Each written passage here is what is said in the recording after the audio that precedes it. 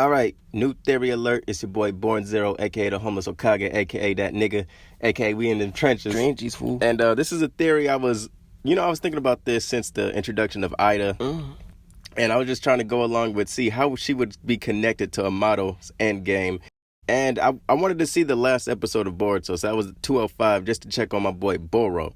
So the way I'm giving it up to you guys is first, the end result. Second, where this plan could fail.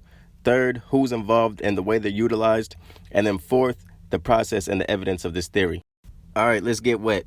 Amado's goal is to transform Kawaki into a super puppet for his control. And he'll do this by implanting Kawaki with the karma, thus continuing the Otsutsukification process until it reaches 100%. In effect, the DNA will override Kawaki's and overtake him, transforming Kawaki into Amado's super weapon. Now, with the Shiki out of the picture, we don't have to worry about him taking over Kawaki's body, but with 100% extraction, there's a chance that the essence of Kawaki may be suppressed, where his true body literally becomes parched or empty, and he may exist in himself within spurts, similar to Momoshiki and Boruto. So, for example, say Amado were to control Kawaki's body and kill Naruto. Kawaki may witness these things, but he won't be able to control his actions. Now, where Amado could fail. Now, Amado's downfall really stems from his philosophical approach on life and will, where he views people as means for his agenda and his technology as the tools he possesses to aid that agenda. In Amado's eyes, his cyborgs are the marriage and personification of this philosophy, as he literally brings his ideas to life. This line of thinking may lead Amado into believing that Kawaki won't be able to master his own will and repossess his own body. An example where this already has happened is with Kashin Koji.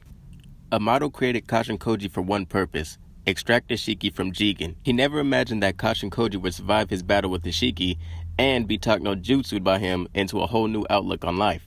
The first sign shown by Amado was shutting down Delta right in front of Kashin Koji, since Amado viewed Kashin Koji as good as dead, and on top of that, he was simply just a tool unmovable from its purpose. It didn't matter that Kashin Koji witnessed this.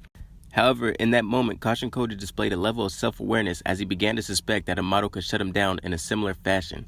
But in his big moment, Kashin Koji expresses to Ishiki, "I was created to kill you. That is my supreme objective and my reason for existing."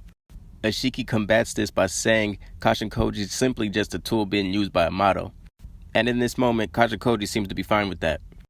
It isn't until the end of the battle where Kashin Koji begins to realize Ishiki was telling the truth, and Ishiki concludes that Amado picked up on Kashin Koji's human weakness and manipulated him into this mission. And this is a reoccurring tactic used by Amado, as he always finds the weakness within his victims: Kashin Koji's genetic pride to shinobi and Kawaki's powerlessness after losing karma.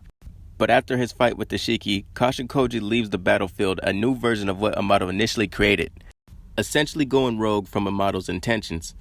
Now, we know Amado has the technology we have never seen before and all that, but this is where we begin to separate this genius in Amado from the OG genius Orochimaru, God, where he's already discovered that shinobi clones could have their own will. And we've seen all those experiments that he had with Mitsuki. Pretty much every Mitsuki episode was him developing his own will, something where we don't see Amado kind of giving that leeway to his creations. They kind of are his possessions in his mind, especially when it comes to the clone Jiraiya.